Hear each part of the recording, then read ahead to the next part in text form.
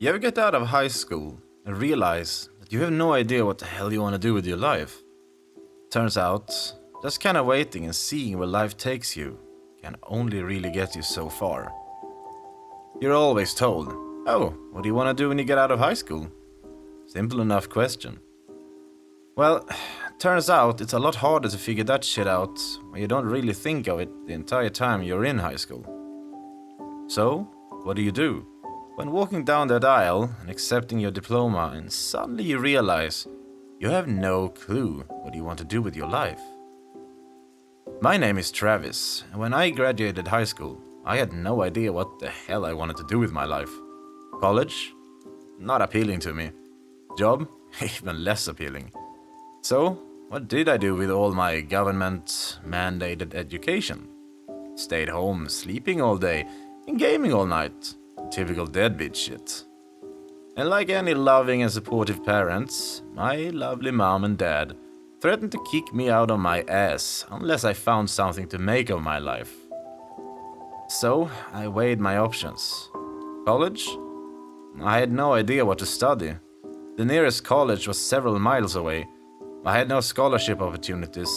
The idea of being in debt for the majority of my life was very unappealing. Job? I get home tired and probably have to listen to some asshole boss. So, it was a job I ended up choosing. Although, trying to find any kind of employment in my town was near impossible. Unless I wanted to work at a factory for the rest of my life, I really had to expand my search from fast food to garbage man, throwing my application to any place that had a help wanted sign. And that's how I ended up at Old King Creole's. Honestly, I don't remember even applying there. I just got a call one day when I was laying in bed reading a book. Let's just say that's what I was doing. When my phone pulled me away from what I was doing. Sighing as I stared at the unfamiliar number, the person behind the line talked with a heavy old southern accent, but I could tell how excited he was to meet me in person. And I was excited to finally shove it in my parents' faces that I had made something with my life. Working at a voodoo shop.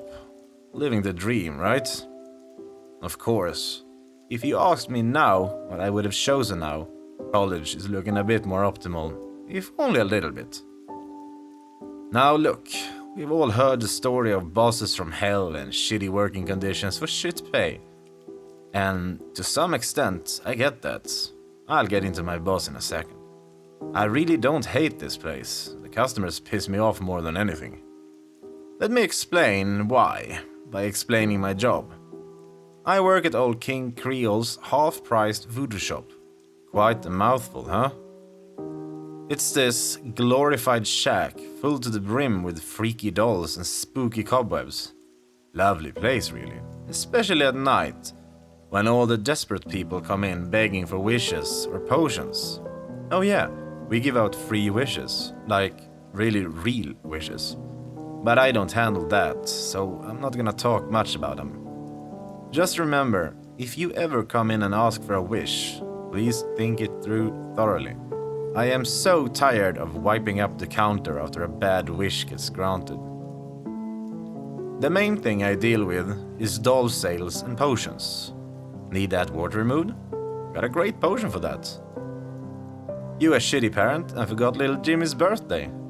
One of the dolls should do it. Just don't come crying to me when Jimmy's soul gets trapped in the doll. We have a strict no return policy. Is it a scam?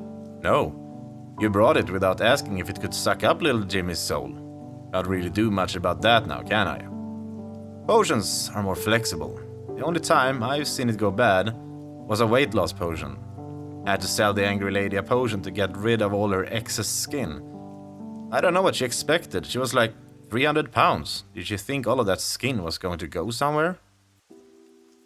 The way I check into work is also pretty interesting. If I can call it that. I show up on time, or 5 minutes late without fail, and stab a needle into a voodoo doll on the counter. It is not meant to look like anyone, since it's a blank template, but still doesn't make it any less weird. I swear that thing looks at me whenever I'm on my phone. when nobody is in the shop and I've got nothing else to do. What do you want me to do? Wipe the counter down for the millionth time? I've tried, man. The dust always comes back, without fail. You turn around for half a second and it's back. It's gotten to the point where I just leave it and draw things in it. What else? Oh yeah, we have a basement that I'm never allowed to go into. I was told by my boss. I'll talk about him soon, calm your horses. That I'm never allowed to go down there. Not that I even want to go down there. The loud knocking coming from it and the crying has pretty well and truly kept me away from it. Hey, don't you start judging me about it. If you're so damn curious, you go down there yourself. I'm just a cashier. If I'm told not to go down into the freaky murder basement, I ain't fucking going down there. What else happens here? Well, the place seemingly stocks itself, so that's pretty cool. The place can get so boring when nobody's here that I wish I could restock the shelves or the potions. Something, man. I get paid to sit behind the counter and ring up those things people wanna buy. Simple as that. I've been working here for about 2 months, and man, does it feel like I've been here for decades. Each of my days takes like fucking 3, man. Alright, I'll stop whining and talk about my boss. If you guessed his name is King Creole, then ding ding, congratulations. You've been paying attention to my dumb ramblings. King Creole, who we'll shorten to KC for now, is weird. Like an uncanny valley kind of weird. He is this 6'4" lanky man with messy black hair and button eyes. You ever watch Coraline? Yeah, we're approaching other mother territory. Though I guess he's got her beats, cause he's real. And his mouth is sewn up. Same with his throat and neck. Like, he's got stitches all around his neck. Sometimes when he turns his head too quickly, you can see it wobble, and his stitches about to snap. It's gross. He's pretty cool, all things said. Though he definitely doesn't have a concept of personal space. When I walked into work for my first day, he came out of God knows where and grabbed my hand and put his face like a good 3 inches away from my face. One thing that strikes you about KC, apart from the stitches and button eyes, is how pale he is. Now, I am no bronze god myself, but KC is about as pale as white chalk, like, it's unreal. When I first met him, I thought he was wearing paint of some kind. But nope, that is his skin. I think anyway. If you look at him long enough, you kinda see his skin cracking. Like a sun-bleached corpse or something. I don't know. All in all, he isn't such a bad boss. He pays me well enough. I get $20 an hour just to sit here and ring up the occasional customer. You got a wish? Sorry, that's KC's department.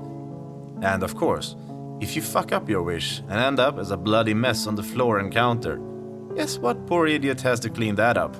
Yours truly. So, please, if you ever show up to old King Creole's half-price voodoo shop, think your stupid wishes through. Now, if you'll excuse me, my break is done, and that thing in the basement is really banging on the door. And that doll on the counter is really giving me the stink eye. If anything else interesting happens here, I'll let you guys know.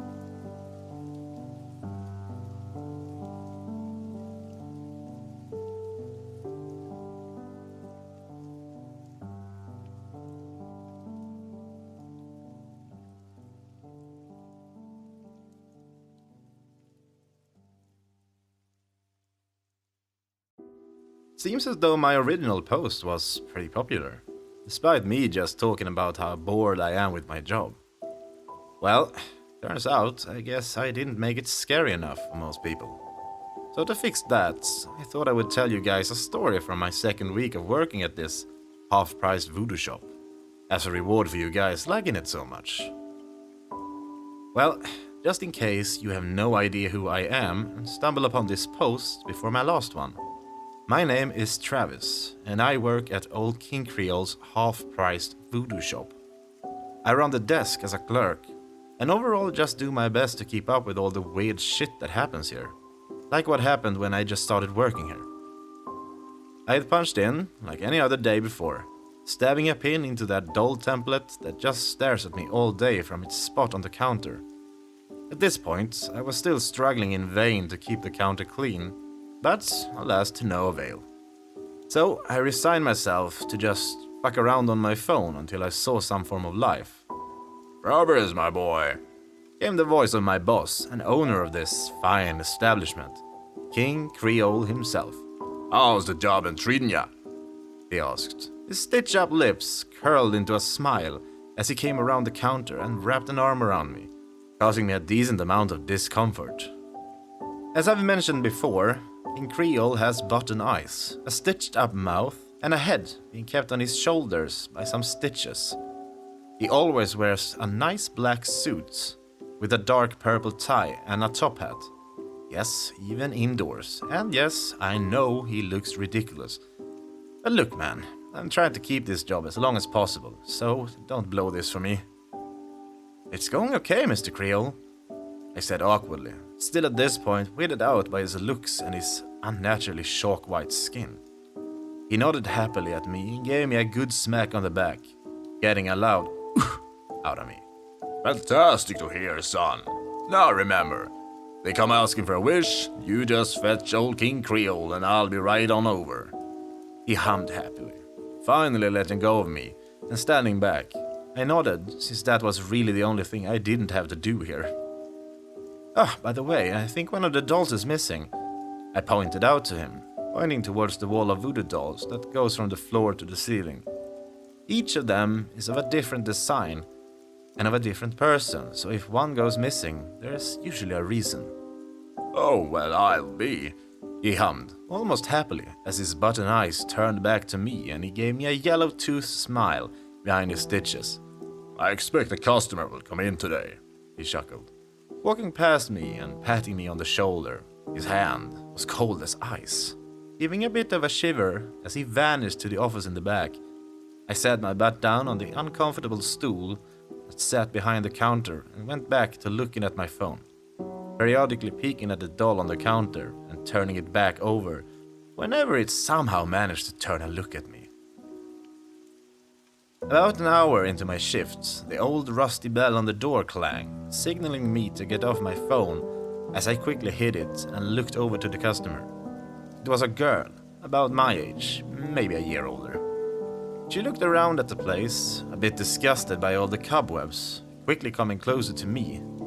Luckily, she didn't look at the wall of dolls, since their gaze followed her as she came up to the counter. "Welcome to old King Creole's half-price voodoo shop," I said in my best. "I do actually want to be here, miss. What can I help you with?" I asked her, putting my hands on the counter and looking down to make sure it wasn't too dusty. "Hi, the sign outside said 3 wishes?" she asked me, with a raised brow. She seemed like the sporty kind of person. How do I know this? Well, because she was wearing workout gear in the middle of fall. She obviously was jogging and saw our sign. "How exactly does that work?" she asked me. "Yeah, I gotta go get my boss to handle that. Wait here while I go get him," I asked her, and she nodded, still a bit skeptical about this place. And I really don't blame her about that at all, if I'm being honest. Getting off my stool, I stretched a bit and made my way over to King Creole's office, flinching when whatever was in that basement started pounding on the door again. At this point, I was still afraid of it, so I just quickly ran past it and to the boss man's office, knocking 3 times like I always was told to do. "Hey, Mr. Creole? We have someone here asking about a wish," I said, receiving silence from the office. Raising a brow at that, I tried again, knocking another 3 times to get a response. Although, the response I got was the girl at the counter screaming. Turning quickly, I saw that it was just my boss standing at the counter. Looking back at the office and over to the counter, I scratched my head at how the hell he had gotten over there so quickly, but ultimately resigned myself to it just not being worth my time to think about it. "I do apologize for startling you, darling," King Creole hummed, taking his hat off and putting it to his chest. "I do forget sometimes that my appearance does frighten the faint of heart," he hummed with a chuckle. Yeah, I had the same reaction as that girl when I had first seen him. It's a little early for Halloween, the girl pouted, backing up from him. And I can imagine really rethinking the idea of coming in here. I wouldn't have blamed her if she had left right there. Would have saved me the trouble of cleaning up afterwards. What can I do for you, Melissa?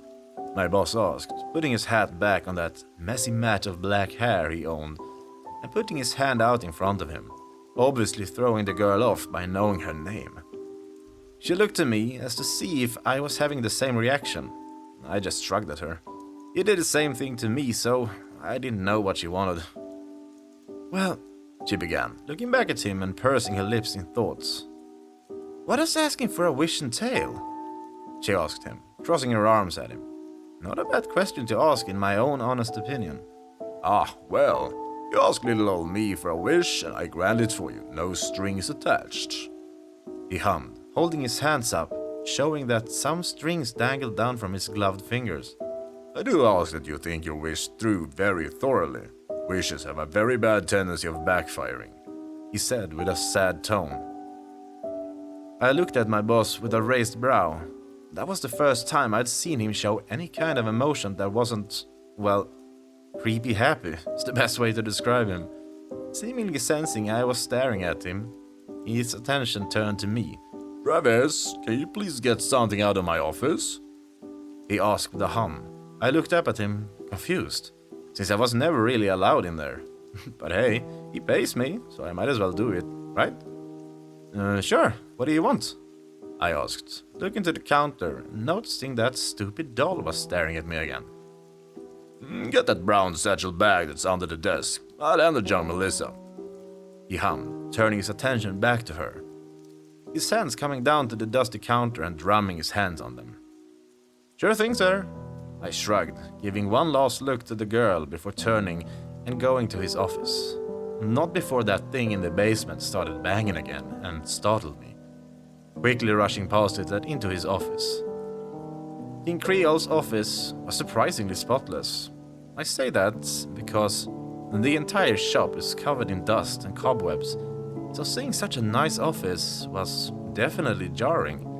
I know you guys are expecting severed heads and dead bodies everywhere, but really he just has a desk and some photos on the wall. All of them are scratched out though, so I don't really pay too much attention to it. Going over his desk and looking underneath it, I did indeed see the satchel bag he told me to fetch. Taking it and heading out of his office, I came back to Melissa shaking his gloved hand, and both of their attention turned to me. Travis, good boy, you found it, he hummed as he motioned for me to come close to him. I did and handed him the satchel. With a cheerful grin on his stitched-up mouth, quickly slammed it down on the counter, kicking up dust and sending both me and Melissa into a coughing fit. He opened it up and searched inside for a bit, his smile growing wider and seemingly about to bust his stitches when he pulled out exactly what he was looking for. Pulling out a small can of what looked like skincare cream. Now then, your exact wish was that you never wanted acne problems again, correct? He asked the girl, tilting his head and waiting for an answer. From my angle at his side, I could notice that his head really strained the stitches on his neck. That would have been funny to see his head go rolling around the shop. Melissa looked uncomfortable, obviously self-conscious about being there. But she nodded to the voodoo salesman, who in turn handed her the cream. She looked down at it, then up to him, a quizzical look on her face. Well, go on, darling, try it out, Creole said, a smile still on his face. Melissa looked down at it and uncapped it. I tried to peek from my spot next to Creole's from behind the counter into the jar. It was just a normal white cream, like any other kind of skincare product. Melissa sighed as she dipped her finger into the cream and got a conservative amount, tapping it on her cheeks and face as she spread it out in circles on the surface. And when she was finished, she pulled out her phone from her pocket and looked at herself, eyes raised as she waited for something to happen. And, well, something did happen. She started screaming really loud, and her skin started sizzling and dripping off her face. Now, I'm not squeamish much, but being caught off guard like that, I backed up away from the counter. "What the fuck is this?" Melissa screamed as the skin on her face started dripping off her faster, like a melting candle. Meanwhile, I was behind the counter, struggling to keep my food down. Luckily for me, I had skipped the breakfast, so I just gagged a lot. "You ask for no more acne, dear," Creole hummed over her loud screams and the sizzling of her skin. "Now you won't have to worry about that ever again," he hummed with a soft chuckle as he watched her squirm and scream some more. At this point, Melissa's face was mostly on the floor in a bloody mess. She clawed at what was left of her skin as it melted her down to her skull and sinews. Her hands weren't spared either, as they too started melting their skin off. It took less than 2 minutes for the girl called Melissa to have become nothing but a steaming pile of bones, blood, and other gross shit on the shop floor. "Travis, be a good boy and clean this mess up, please," Creole said as he turned his attention to me. I was still hacking and looking up to him like he was insane. I'd just watched some girl die in front of me, and now he wanted me to get rid of her? Just a little bit crazy, don't you think? I started to stammer, holding my stomach and shivering some at what I'd just seen. But my gaze turned when he gripped me by the shoulder and stared into my eyes with his button eyes. "Be a good boy and clean this up. Put a pile of bones in a trash bag and toss it into the basement," he hummed to me, raising his finger quickly when I tried to remind him that I wasn't allowed in the basement. "I'll be down there, so don't you worry about it," he hummed, patting me hard on the back and walking over to the door, unlocking it with a key he produced from his suit pocket and inserting it into the basement door. Opening it quickly, he closed it behind him. I could hear his muffled yelling and whatever was downstairs scurrying away from the door as his footsteps disappeared into that unknown darkness. Looking over at the pile of human bones and blood, I sighed hard and looked behind the counter. Putting on rubber gloves and getting out a mop, I went to work. Collecting all the bones by hand, I put it in a trash bag and did my best to hold my breath.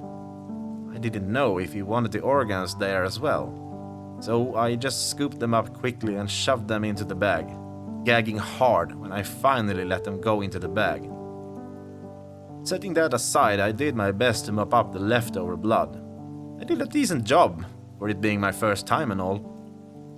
Finally, I grabbed the bag and went over to the basement door, looking at it and swallowing a lump in my throat before I opened the door and looked down into the pitch black hole. Looking at the bag, I tied it up as good as I could and shucked it down there, closing the door again and sighing hard as I kept a hand on it and looked down at the floor. A little shining piece of broken porcelain caught my attention. Reaching down, I grabbed it and looked at it. It was just a white piece, maybe from a vase or something, so I shoved it in my pocket and went back to my stool, pulling out my phone and shivering as I scrolled through it. King Creole returned after 30 minutes, slamming the door shut and locking it, mumbling something to himself as he took his hat off and dusted it. Looking over to me, his smile returned and he walked over to me, peering over the counter to see my work. "Excellent work, Travis," he hummed, wrapping an arm around me and looking at me, like a proud father when his son caught his first fish. "Why don't you take the rest of the day off? Here, for all your trouble," he hummed, rolling his fingers like he was doing a card trick and producing $200. Staring at the amount of money and then back at him, could have asked me to lick the dusty counter and I would have done it. Taking it from him, I nodded and thanked him, getting everything I came with, my phone and nothing else. I unstuck the pin from the voodoo doll and left without another word said. Now look, I know what you're going to think. I covered up some girl's death or helped get rid of her body. And you're right, I did. But in my own defense, I did get paid a lot to do it. And it seems like everyone thought she just ran away. No police ever came to the shop, and they never do whenever a wish goes bad. So don't you start preaching to me. It's not like I'm the one telling people to make wishes without thinking them through. So, if you ever end up at this shop, think your wishes through, okay? Now I need to get back to work. A customer just walked in.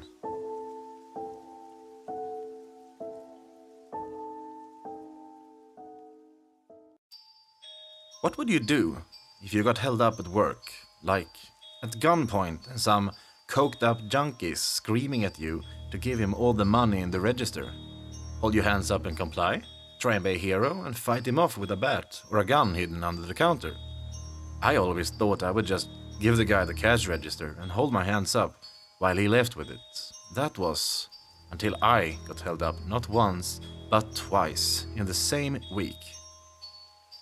The first time, I got to work on time. Looking around to make sure King Creole wasn't hiding behind some corner that I didn't know even existed in the shop. Satisfied that my boss wasn't going to scare me, I walked over to the counter and stabbed my needle into the counter doll, taking a seat at my stool and sighing as I started my shift, drumming my fingers up and down on the counter. Normally, I would see most 4 or 5 customers during an entire shift.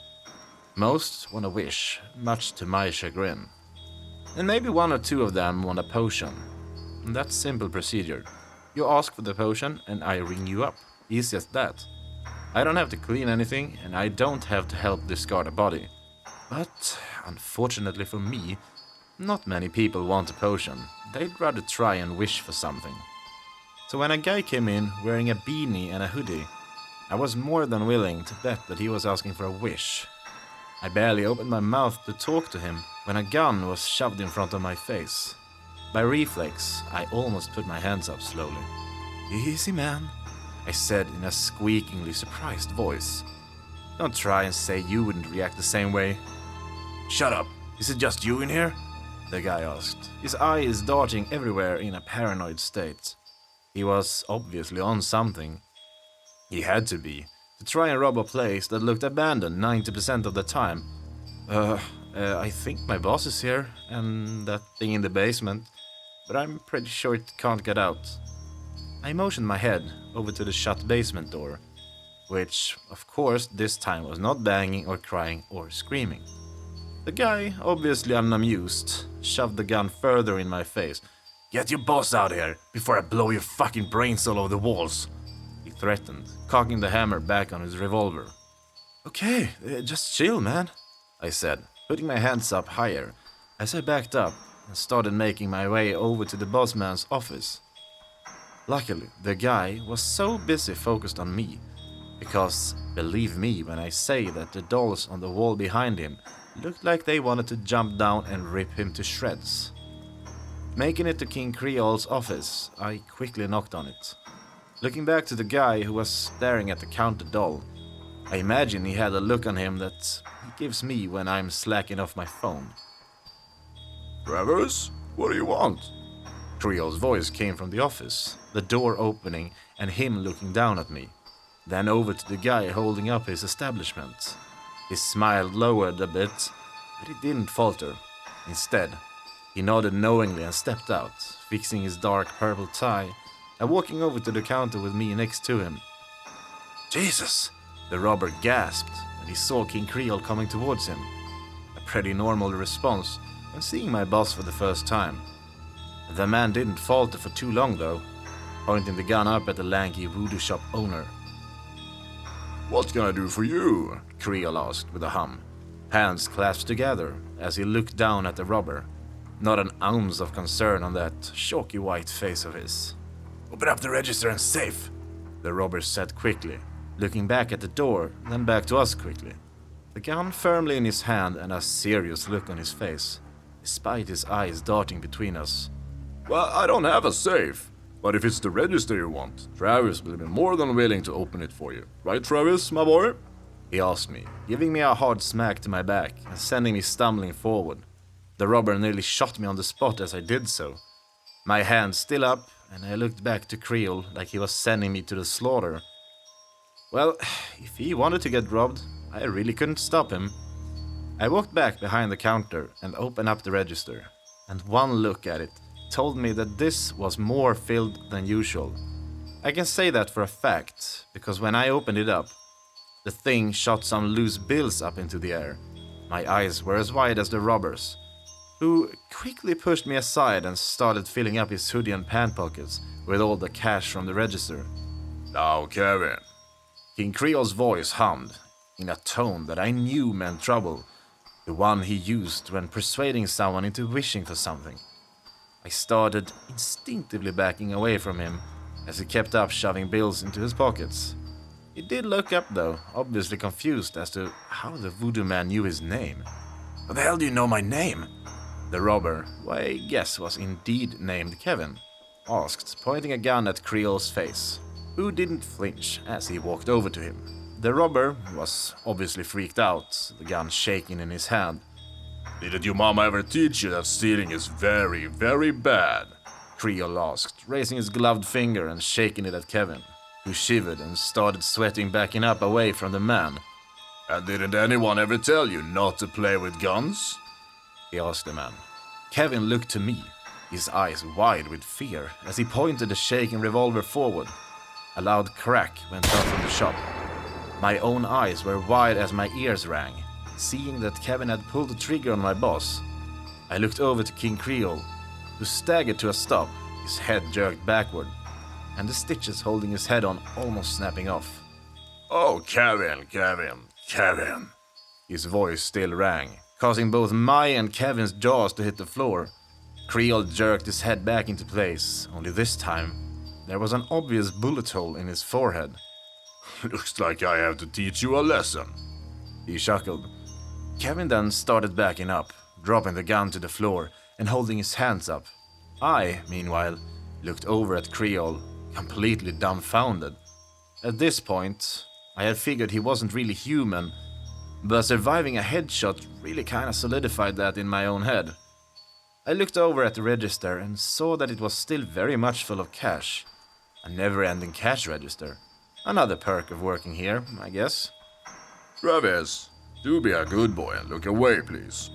King Creole asked me as he closed the distance to Kevin, grabbing the robber by the throat and lifting him up from the floor. I don't want you to watch this part, he said sweetly, like a mom talking to her son about something. I opened my mouth to ask what was going to happen, but I thought better, turning around and looking at the wall behind me. Kevin, meanwhile, screamed and begged for me to help him. Funny how that works. A couple of minutes ago, he was holding me up, and now he's screaming at the top of his lungs to help him. Though that didn't last too much longer, since his screaming turned into gurgles and hacking coughs. I did my best to ignore the increasingly wet and nasty slaps and rips coming from behind me. I'm gonna be honest, the fear of what he was doing to the robber was a million times scarier than the act of being robbed. All done. The satisfied hum of my boss rang in my ringing ears. I turned and saw the big splatter of blood on the wall and floor where Kevin had been. Great, no doubt I would have to clean that up. What did you do with him?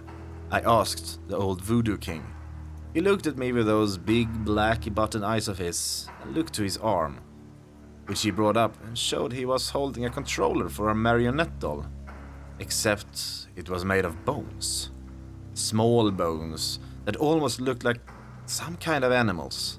Of course, those thoughts were dispelled when he lifted his arm up further and produced a small bloody figure attached to the strings of the controller. I'm sure I don't need to spell out who the figure looked like. I don't appreciate people threatening my employees, he sighed, dropping the bloody figure onto the table and made it dance around, making the counter messy with blood as he did so. I looked up to him, both thankfully and pissed off, mostly because I figured I'd have to clean all this up. Thank you, sir. Do you want me to? I started, but was soon interrupted by him when he held his hand up and the little figure mimicked him. Gotta hand it to him, he's a great puppeteer. Don't worry about the mess, Travis. He shrugged it off, chuckling as he picked up the figure and held it tightly clenched in his glove, more blood leaking out of it and dripping onto the counter. Just get rid of this for me, please? He asked, tossing the gun at me. I fumbled with it, afraid that it was going to go off in my hands. But once I was sure it wouldn't go off, because, well, it was empty, I looked up at him. noticing that the bullet hole in his forehead had disappeared. I didn't ask about that though. I simply nodded and went over to the front door and left, walking across the street to a dumpster that is near our shop in the alley, tossing it in there after I wiped it down against my pants, just in case my fingerprints were in there. I quickly jogged back into the store, more than happy not to see a speck left where Kevin once was. That was the first time I was held up in this store. The second time came about 2 days later. I was working later than usual. My shift is usually from 9 a.m. to 3 p.m. This time I was working from 5 to 9. Not horrible, but we definitely get weirder people in the later hours. Weird people that usually chill with King Creole and the odd person asking for a wish or potion. Well, this time a fine gentleman came running into the store and hid behind a shelf that covered him from the view of the front door. I watched as he squatted even lower when a car drove past, shining a light into the shop and going along after a moment. The guy looked up for a minute and then over to me. "Hey, do you need anything? Or are you just in here to loiter?" I asked him. Look, I was tired, man, and I was like half an hour away from unpinning my needle from the doll. Mentally, I was already checked out. So, when the guy pointed a gun at me, I actually rolled my eyes at him. "Again?" I thought as I put my hands up. "I need a place to hide," the guy said quickly, looking back to the door and rushing over to me. "The cops are after me," he said. And that's when I noticed the blood on his clothes. I sighed and looked over to King Creole's office, hoping he could handle this. Of course, when I turned back around and saw him right behind this guy, I nearly shat myself. What have we here? He asked, putting his hand onto the other man's shoulder and flipping him around to face him. The man gasped and was quickly disarmed. Need a place to hide, son? What? He said in confusion, but at the mention of hiding he quickly pulled out a switchblade, pointing it up to Creole. Where? I need quickly, man, he shouted, looking behind Creole to see if the cops were making another round. Why, right this way, sonny, my boss said with a happy tone, pulling the nameless man along and towards the basement. Now, seeing that really sent my stomach down in a pit. To this point, I had gotten used to the basement creature, but seeing some unsuspecting person getting led there, I felt bad for the man. Faster, you freak! He could be here any minute, the man said, flinching at any little creak of the shop. Creole took his sweet time, pulling out the key and opening the basement, opening it up and stepping inside like a grand unveiling. All yours, he hummed, watching with a wide smile as the man rushed into the dark basement, closing the door behind him and locking it. And that's that, he hummed, looking back to me with that same smile and walking over to me. What's down there, sir? I asked him, pointing at the basement door. Creole looked me dead in my eyes. I could tell he wasn't messing around just by the tone of his voice. None of your business, Travis, he said in an almost animal-like snarl. I swallowed a lump in my throat and backed up a bit, nodding up at him and flinching hard when the door began to be banged on. Let me out! There's something down here! The man screamed, banging harder and harder on the door, the frame bending with just how hard he hit it. Of course, those soon turned into loud screams, as I assume whatever lived in the basement caught up with him. King Creole looked back at the basement door and waited for it to stop banging. Soon enough it did, and we heard the sounds of something being dragged down the stairs. I looked at him then. A look of anger was on his pale face. First time I'd ever seen him like that. That whore gets what she deserved, he mumbled, low enough to where I assume he thought I couldn't hear. But here I did. I didn't say anything, wiping up the counter and unpinning my needle from the doll. Good night, sir, I said as I took off my name tag and shoved it in my pockets. My words shook him from his angry spat, and he turned on his heels to look at me, a smile on his face once again. Good night, Travis, my boy, he hummed, turning and walking off back to his office. I nodded and turned to leave myself. I stopped in the door though, turning back and looking at the basement door. I looked back over towards King Creole's office, and when I was sure he was in there, I made my way back over to the door. I looked at it, noticing the blood coming from underneath the crack of the door. I knelt and tried to peer through the keyhole. I didn't see anything at first, just the usual blackness of a basement. I sighed and stood to leave, until I heard a soft thud come from the door. I turned and raised a brow to that. Leaning down again, I put my eye to the keyhole.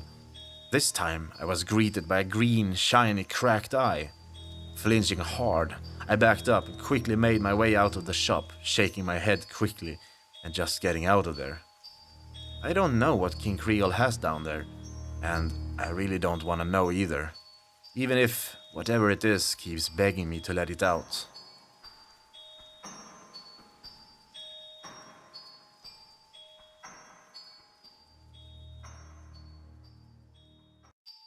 So by this point, I'm pretty sure that you guys have a pretty good grasp of what King Creole is like as a boss. He's creepy and a murderer by most definition of the law, right? I mean, the button eyes and sawn-up mouth should have been a dead giveaway to that. Well, he has ways of surprising you. Like some pointed out, he defended me during the robbery and the runaway convict situation. That alone sorta tipped the scales to him being a pretty alright man.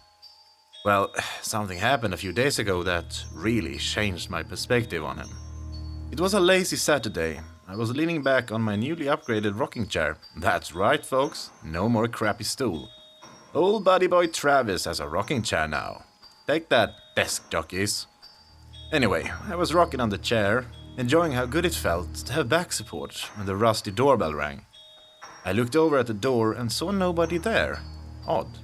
But not out of the ordinary in this place. I figured it was some ghost or something. Until I heard the sound of a tiny straining. A little hand came up from the other side of the counter. I raised my brow at that. I quickly looked to the wall of voodoo dolls. Had one escaped again? I thought to myself. But my train of thought was derailed when a childlike voice pulled my attention back over. Excuse me? The voice asked, innocent and just a little shy. I stood up from my rocking chair and looked over to the counter to see a little girl standing there by herself. She looked to be about in second or even first grade. Her little hands quickly went behind her back when she looked up at me. Hello little girl, are you lost? I asked her, looking around the shop for any sign of parental figures. It didn't take me too long, considering how small this place is. I want a wish, she said softly, looking up at me and giving me a soft pout. The kind a kid gives when they expect the answer to be no, but they still want to shoot a shot. Let me go get my boss, okay? I said to her. I wasn't exactly trained to handle children, much less one looking for a wish. And having seen my fair share of wishes in this place, I almost wanted to talk her out of it, but a job is a job. Turning to go to Creole's office, I was surprised to see him already leaving it. "Ah, Travis, my boy," he said with a hum, pulling on his suit to straighten it out and patting some dust off it. "I needed to watch the shop while I..."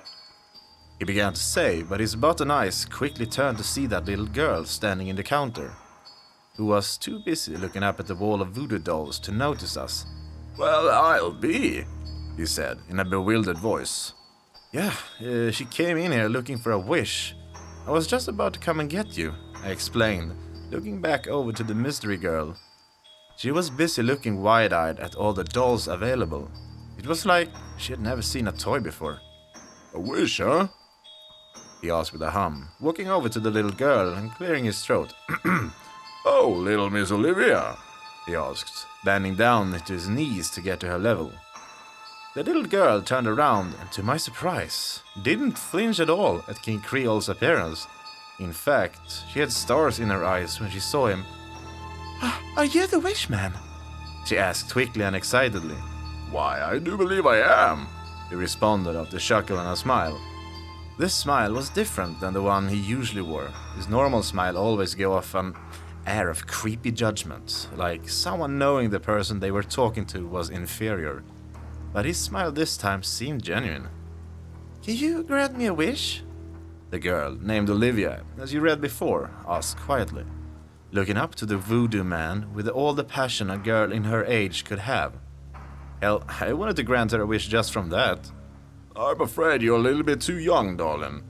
I can't in good conscience give you a wish, Creole said sadly, taking off his hat as if in a silent apology. You could see Olivia's heartbreak clear on her face.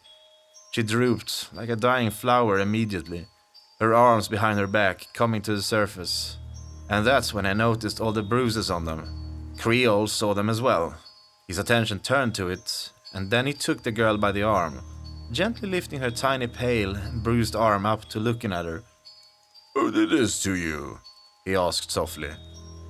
Olivia looked like she was holding back the floodgates, and then finally broke as she started crying and hiccuping, using her free arm to wipe her face off as she cried. But she managed to blurt out an answer to Creole. "My mommy." As if on cue, the front door slammed open, nearly breaking a shelf near it as a woman came into the shop. I could tell she was Olivia's mother by the resemblance of her to her crying daughter. "Olivia, what in the hell are you doing in this place?" she demanded to know, coming over with a look of rage on her face. Whoa, whoa, whoa, calm down there, darling. Little Miss Olivia was simply asking for a wish was all, Creole said, springing up and quickly pushing Olivia behind him. I acted as well, motioning for the girl to come over to behind the counter. She reacted accordingly, coming over to me and hugged my pants leg. "She shouldn't have gone where I told her to stay." The woman spat in my boss's face. I could smell the alcohol on her from here. Figures. "I'm not paying for whatever she asked for. Olivia, get your ass over here and get in the car," she screamed in my direction. I reached a hand down and patted the girl's head as she shivered violently against me. I assure you, ma'am, you don't have to pay for anything, Creole hummed, holding his hands up defensively against the woman's gabs and accusations. Why, all she asked for was a doll, and I'm mighty inclined to get her one, he hummed, fixing his tie. As she walked past the angry mother, he walked over to the wall of voodoo dolls and hummed as he looked up at the wall, pointing his finger out as if to try and find the right one, and snapping when he found it.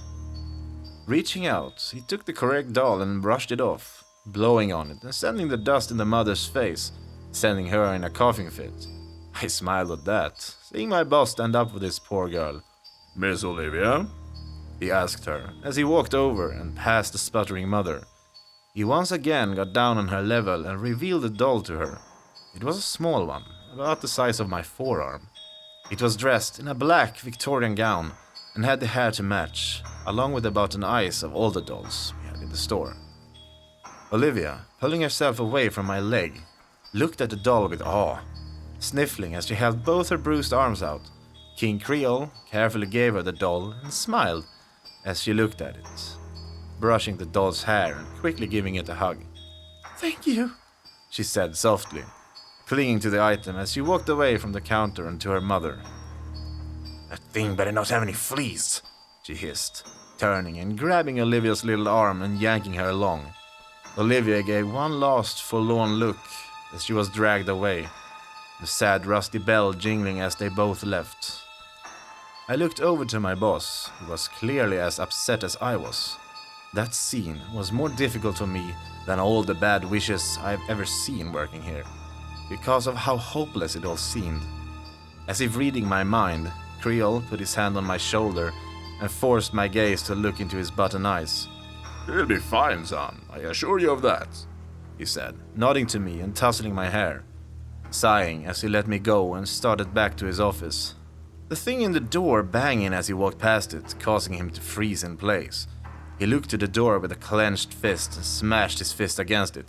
Shut up! You're never leaving that place! He screamed at the door, his mouth wide as he gritted his teeth. A few of his stitches ripped, causing him to cover his mouth, and walked over to his office, slamming the door with a loud slam, leaving me alone with the uneasy feeling of being all alone in the shop. The rest of the day was hard to get through. All I could think about was poor Olivia and her mother. I sighed and sat back in my rocking chair. Not much I could do. I didn't know her last name, so I couldn't report her to CPS, so I resigned myself to listen to King Creole, who has never steered me wrong. Only 2 other customers came in that day, and all they wanted was a wart removal potion and a heart attack potion. Don't ask. As I unpinned my pin from the doll on the counter, I looked over to Creel's office. Walking over to it, I knocked 3 times. Not hearing anything from inside, I opened the door and poked my head inside, seeing Creel at his desk sewing a doll, obviously lost in whatever thoughts were dancing around in that head of his. "Sir, I'm gonna head home," I said, breaking his concentration, and he lifted his head to look up at me. He looked confused for a second, before looking over to the clock on his wall and nodding, seemingly realizing what time it was. Right, yes. See you tomorrow, Travis, he said like a robot. He turned back to the doll he was sewing and said nothing more to me. I nodded and turned to leave, letting the door to his office close behind me. Walking away from his office, I stopped at the basement door, reaching into my pocket and pulling out that single shard of porcelain I'd kept all this time. I rubbed my fingers over it and looked to the door. "Please let me out." The voice of a woman came from behind the door. No pounding this time, just a soft and desperate voice of a woman. She had a southern accent, but it sounded far away, like if she was talking to me from a hallway. I didn't answer. All I did was place the shard of porcelain at the front door and slowly pushed it underneath the crack, turning and leaving for the day. I got home and hugged my mom just to thank whatever being out there for giving me loving parents. The next day, I still had Olivia in my mind, but I mostly resigned myself to just get through another day of work. Walking into the shop, I saw King Creel standing at the counter, and amused to look at his pale face. His smile only grew as I got closer. "Good morning, sir," I said, that look he was giving me a sharp chill up my spine. Travis, my boy, did you try sneaking this underneath the door? He asked as sweetly as honey. Lifting up the shard of porcelain I had tried to sneak under the door, I audibly swallowed and nodded. I was just trying to... I don't know, I thought... I stammered, trying to give him the reason behind my apparent crime. Travis, he said, walking out from behind the counter and walking close to me. He grabbed me by the collar and pulled me close to him, his smile turning into a scowl that turned my blood into ice. Don't ever fucking give her anything. Am I understood? He growled, his yellow teeth sharpening as he spoke. I almost shit and pissed myself at his demeanor. I quickly nodded, shivering as hard as a human could. "Yes, sir, I promise," I stuttered out, breathing hard once he released me, his smile returning and his teeth growing back to normal. Wonderful. Now, you better clock in. I'm expecting a very fun appointment today. He hummed, spinning around on his heels and walking to his office, walking past the basement door and into his office and letting the door close behind him. Huffing hard, I walked to my rocking chair and sat myself down, stabbing the doll in the head and rubbing my face hard. Last time I would ever try to even look at that basement door, if that's how he reacted to me just returning something to it. Pulling my phone out, I used it to get my mind off what had just happened. Maybe an hour or 2 into my shift, my phone usage was interrupted by the front door flying open. The rusty bell nearly flew off from its place as the door swung open and shut afterwards. I looked up and dropped my phone when I saw it was Olivia's mom. Although she looked a little paler. Her skin looked like Creel's skin. "What the fuck did you give her?" she shouted as she stumbled to the counter, hacking and coughing violently, collapsing onto her knees just near me, and looking up at me, sending me flying back further from my chair. She had one eye dangling from its socket, and the other one looked like if it was made of milk chocolate and started to melt. She clawed her nails into the counter and pulled herself up, feeling around and grabbing my arm and pulling me close to her. I don't know, man. I just work here," was all I could offer the woman, trying to get away from her as one of her eyes fell out with a gross-sounding plop. She recoiled and stumbled backwards, gasping and coughing, white, puffy stuff coming out of her mouth and falling to the floor. I knew what it was instantly. It was doll stuffing. Goodness, you're early. Creel's cheery voice came. I turned to see he was standing in his office door. He strode his way over to the woman and grabbed her by her hair, pulling it upwards so he could look into her eye sockets. Now, dear, we can't have you losing your stuffing. He chuckled, producing some thread and a needle. What the fuck did you do to me? She shouted and shoving him, and trying to stumble away, only for her leg to buckle underneath her like a fucking accordion. Humans aren't meant to bend that way, if you didn't know. Dear me, you're changing much faster than I first thought you would. Creole chuckled, grabbing the woman again and yanking her up. I was in shock at all of this. By this point, the woman's skin looked like one of the dolls we sell. That's when it clicked for me. She was turning into a doll. Sir? I spoke up, flinching when Creole slammed the woman onto the counter and started sewing her mouth shut, despite the woman's thrashing and quickly impinging appendages. He looked over to me with a quizzical look and smiled. Be a good boy and hold her down, Travis, he asked with a chuckle, continuing to sew her mouth up. I looked to her and swallowed as I walked forward and quickly gripped her arms, already feeling that there was not an ounce of bone left in them. All I could feel was doll stuffing. I closed my eyes as I held her down. I am not proud of this moment. When he was finished and finally allowed me to let go, King Creole gave her the finishing touches, sewing buttons into her empty eye sockets and smiling as he wiped his gloved hands clean. Her present is all done. I just gotta wait for her to shrink. He chuckled, looking at me with an excited smile. I gave him a confused look, my eyes wandering down to the body. It was dead still and looking very much like she belonged in the morgue. The more I looked, though, the more I realized that she was shrinking, inch by inch. Well, at least I know where at least some of the voodoo dolls come from now. I was left in charge of the doll while I waited for this mystery guest of his.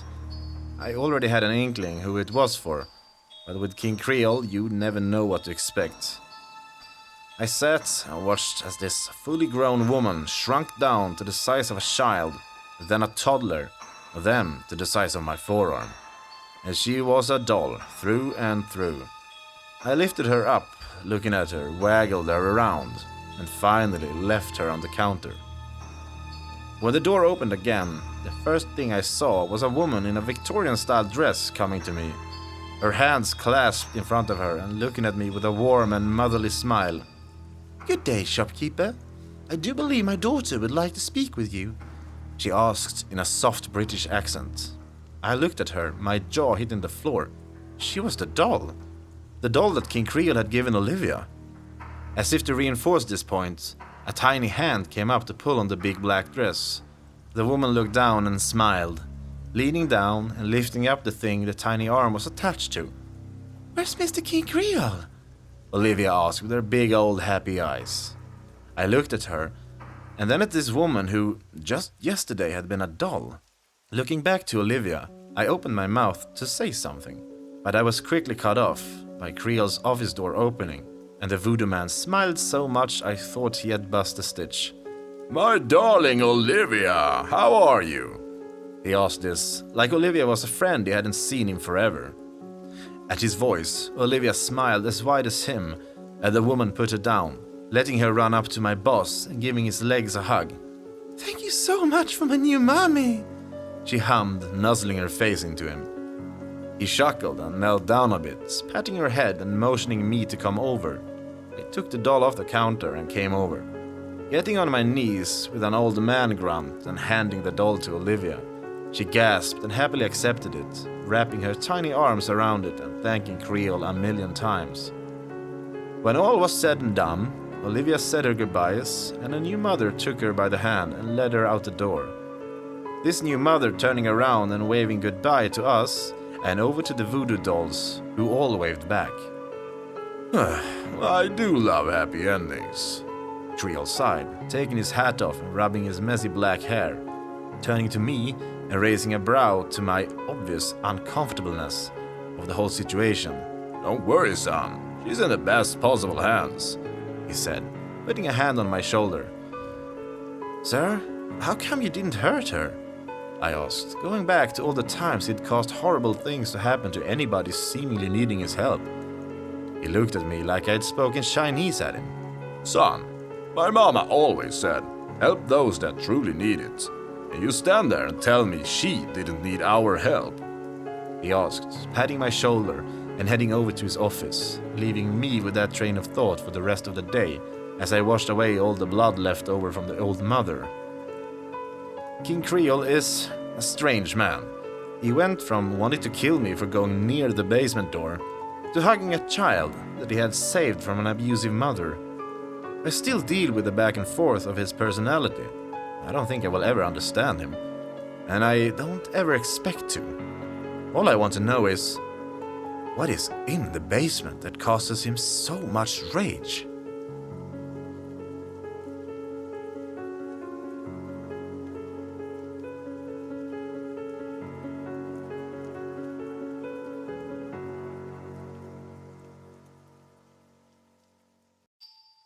You know, the more I work here at old King Creole's half-price voodoo shop, the more I start to question how the hell I never noticed it before. Now, I'm ready to admit I am no Einstein when it comes to this town. Sure, I have lived here my whole life, but even then, I'm still discovering new places. I didn't even know we had a Denny's near us until last week. But the fact that so many of our customers are high school kids makes me wonder, how come I never heard of this place before? Then I look back at my track record of socializing in school and remember, oh yeah, that's why I never learned about this place. I think the reason I have to clean up so many messes here is that a majority of our customers are indeed stupid high school kids. They barge in here thinking they got a way around King Creole's game, and every single time I am the poor idiot that has to clean up their stupid mess. It's to the point where anytime I see a teenager come into the shop, I instinctively reach behind the counter for some rubber gloves. Because I know I'll have to wipe what's left of them off the floor and walls. I think the worst case of this was when a group of 4 kids walked in. They were seniors, and I'm pretty sure they were about to graduate. They came into the shop while I was busy, actually getting to stock something for once. We had just had someone come in and buy a decent amount of voodoo dolls, so I was finally allowed to stock them. Using my old stool, I managed to just put them all in place when the bell rang and this group of kids came in. It was 3 girls and a guy, who had his arm around the blonde girl. A couple, I assumed. The other 2 girls seemed to just have tagged along for this ill-fated journey to my place of employment. The guy looked over to me and shot me that head movement all of us guys make to each other. You know the one. "Hey guys," I said, getting off my stool and heading to the counter. Sitting on my rocking chair and making sure all my cleaning supplies were in view. "What can I do ya for?" I asked, realizing I was picking up some of Creole's fancy southern talk. "We heard there were wishes here, and since we're about to graduate, we figured, why not try them out?" The guy said, letting his girlfriend go and going over to the shelf of voodoo dolls. Getting in real close and looking at them all. The girls, meanwhile, didn't wander too far off from him, since they no doubt were afraid of all the cobwebs around. Fair enough. "Yep. You all want one?" I asked, dreading the answer I expected. The guy and his girlfriend nodded, while only one of the other girls, a black-haired girl in a blouse, responded as well with a nod. The last girl in a hoodie, though, just shook her head. Figured she just got dragged here. Travis, my dear boy, seems you've brought in quite a bit of customers. Creole hummed, walking over to me from seemingly nowhere.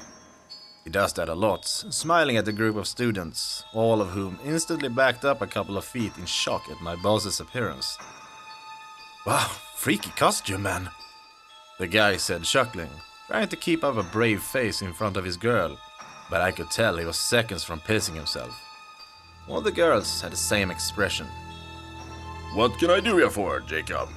the boss man asked, looking at me. I was wondering why, until I realized my rocking chair was taking up space he needed to get to the counter, so I just easily backed up a bit and let him do his thing. Pulling out my phone, which had a dead battery, instead I decided to watch the inevitable horror that was about to come to my way. Man, you're freaky as fuck. Jacob chuckled nervously, clearing his throat and coming forward with as much moxie as he could muster. Okay, I wish to get into my dream college. Full ride, so I don't have to pay for anything, he declared, confidently crossing his arms at King Creole. Had to hand it to him, that was a pretty airtight wish. I couldn't really think of any way for Creole to mess with that wish. Well, until his girlfriend spoke up. What the fuck, Jacob? The girlfriend shouted, coming over to Jacob and pounding him with her fists over and over. You're trying to find a way to leave me, aren't you? She shouted, grabbing him and thrashing him around. She seemed the clingy type. No, you crazy bitch. I'm trying to secure my future. He shouted, shoving her away and rolling his eyes, as if this has been an ongoing issue. Me and Creole looked at each other and just shrugged. Wasn't our business to give these two couples therapy. Suddenly, the girl pushed past her boyfriend and up to the counter, slamming her fist down on the dusty countertop and staring up with wild eyes to King Creole. I wish that Jacob will never leave my side, she shouted, causing Jacob to come over and grab her, pulling her away from us. Well, the king began, bringing a hand up, starting to rub his chin. My mama taught me that ladies should go first. He smiled, shrugging and snapping his fingers, causing Jacob to stop in his tracks as he stopped thrashing around with his girlfriend. He looked at her with a new look in his eyes and started to kiss her. Now that's more like it, she giggled, wrapping her arms around him and making out in the shop. I rolled my eyes at this. Yes, I am horribly single. Leave me alone. Although, what happened next kinda helps me feel better about being single. She suddenly shouted in pain, trying to shove him off of her. For good reason, since he had gotten a thread and needle and was starting to stick it into both of their skins. I need to be closer to you, he shouted in a crazed tone, starting to pick up speed as she screamed louder, trying to get away from him. Well, that went about as well as I expected it to go. He managed to pin her to the floor as he started to saw them two together. The other two girls were screaming and cowering together as they watched the scene. Since Jacob appears to be preoccupied, Creole said with a chuckle, turning his attention to the two remaining girls. Would you ladies like to try your luck? He said with a smile, his fingers drumming on the counter as he waited. The black-haired girl quickly looked at the hoodie girl and shoved her away, backing up from everything and looking back at the door. I wish that I could live the rest of my life and never seeing you again, she shouted, backing up and getting to the door. Creole shrugged and nodded to her. If that's what you wish for, he said, looking back at her and motioning for her to shoo with his hands.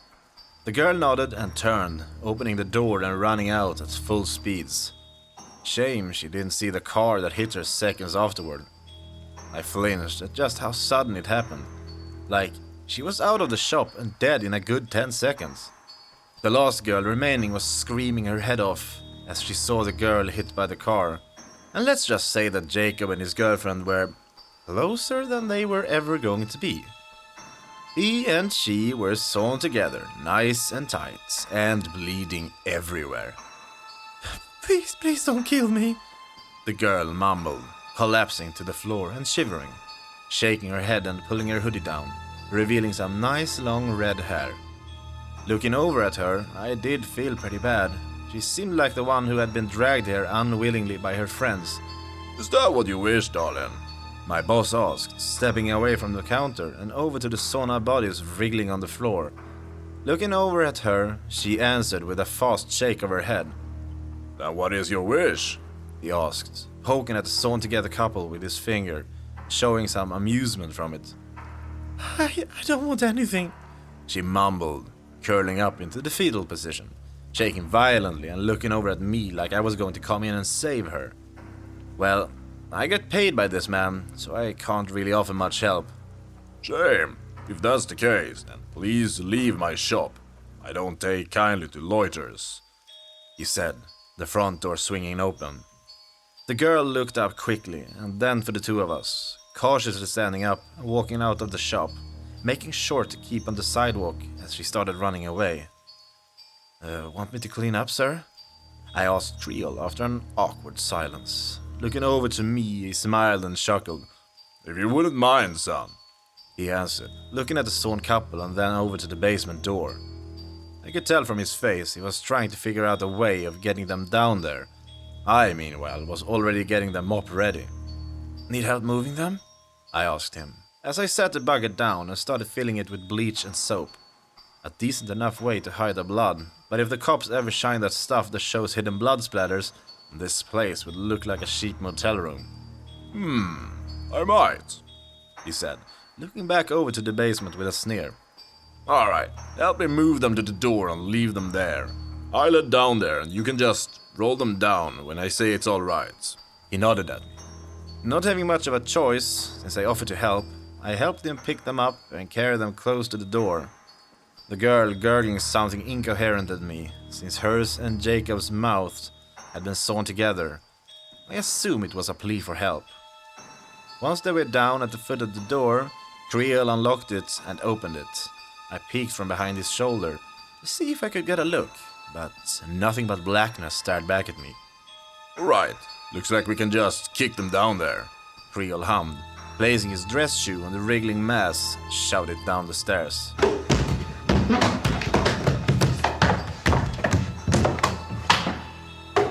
The wet smacking and rolling were heard for a good solid 30 seconds.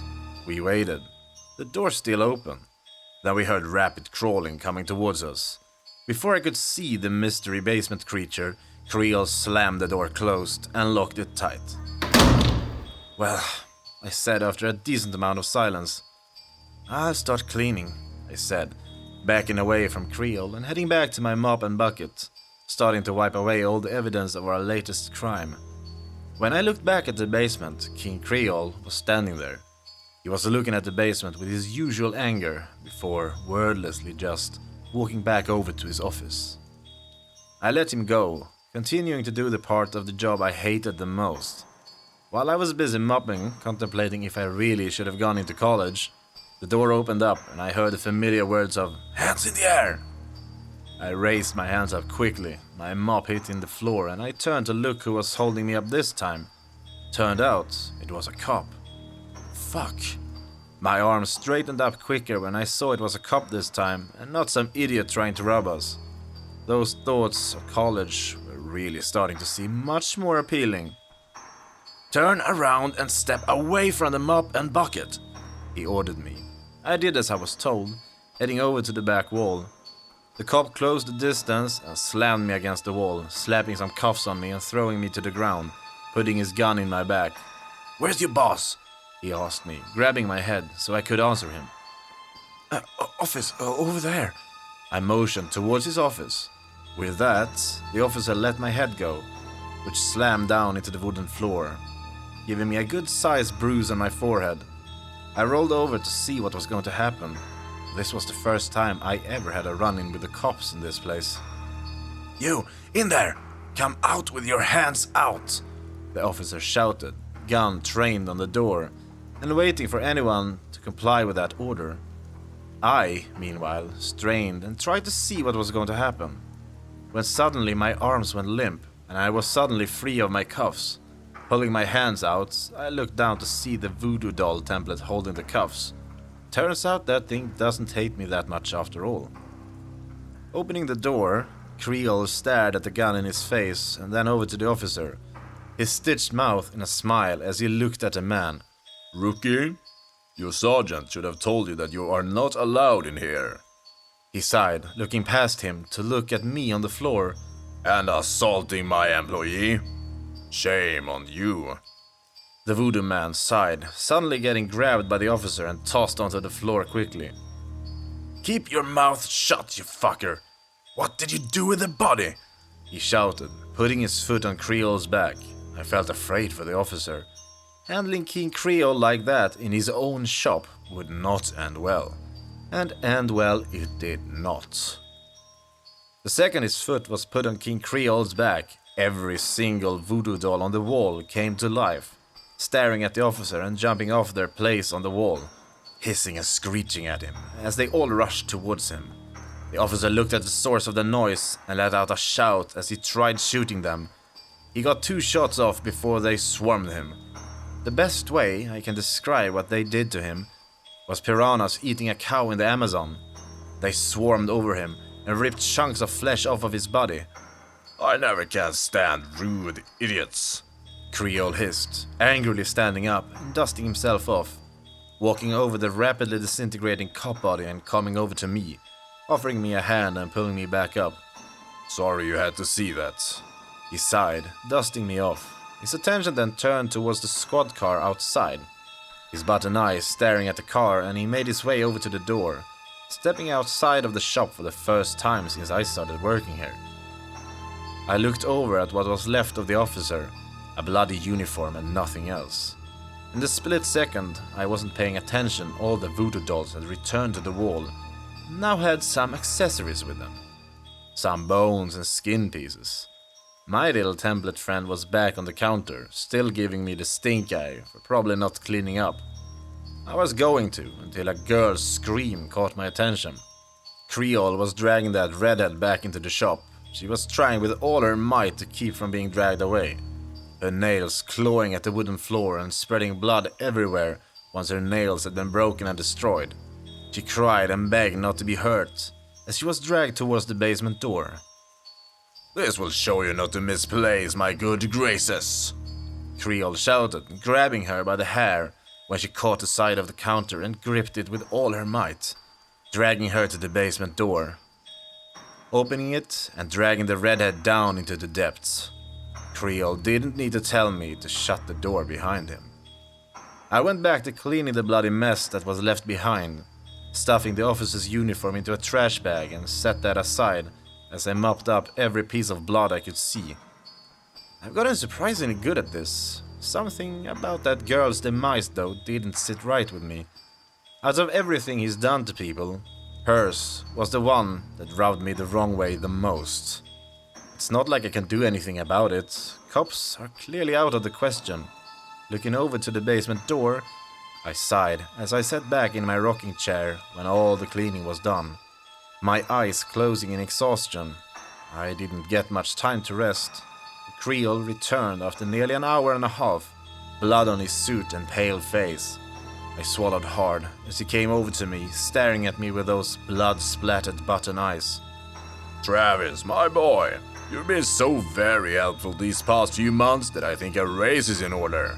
He smiled, his yellow teeth back to being sharp fangs. How about, $30 an hour?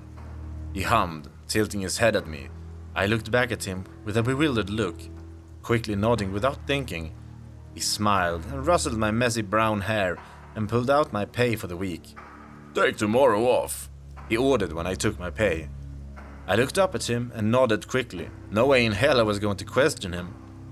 Packing up, I unstuck my pin and took the officer's uniform in the trash bag and threw it away, making my way home as I sighed hard, rubbing my face as I thought about that poor girl being dragged into whatever hell awaited her down in that basement.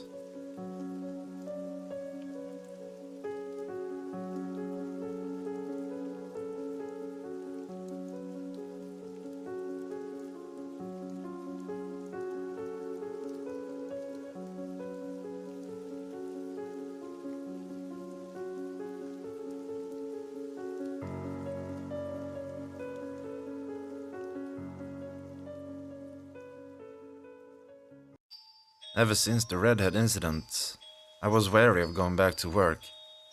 I've never really cared about the people who get what they ask for whenever they don't think a wish through. But she wasn't there for a wish. She didn't want anything. She was just there.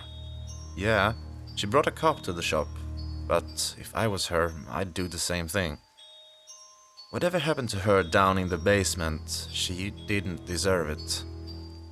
My day off was spent mostly in my room, sulking, just wrapped up in my blankets and contemplating the many horrible things I've done for King Creole.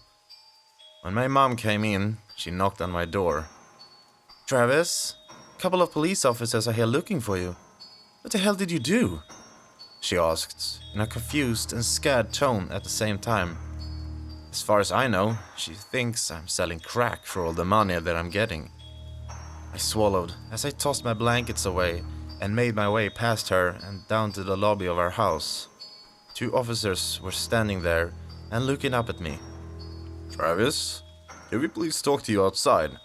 The older man said, brushing his graying hair back and placing his hat back on. I nodded wordlessly and looked back at my parents, who were staring at me from the kitchen as I was led outside into the cold autumn afternoon. I put my hands in my hoodie pockets and looked up at the officers, my face betraying that I was nervous as all hell. Is this about King Creole? I asked, after a prolonged silence. My eyes widened when the officers nodded. They looked around quickly before the older one took his hat off again and looked at me dead in the eyes. Tell him that we're so sorry for the troubles that one of our rookies caused him. We didn't have time to radio him and tell him to wait for backup, the man said in a quick, nervous tone. My jaw fell to the floor at just how desperately this cop was apologizing to me. I can tell him tomorrow, when I go back to work, I offered the man, who breathed a long, hard sigh of relief and nodded quickly, taking a notepad out and a pencil. Tell him the agreement with the department still stands and that we're so terribly sorry about what happened, he said, scribbling something on his notepad and ripping it out. Handing it to me, I looked down at the note, which was basically just what he had told me, but in written form.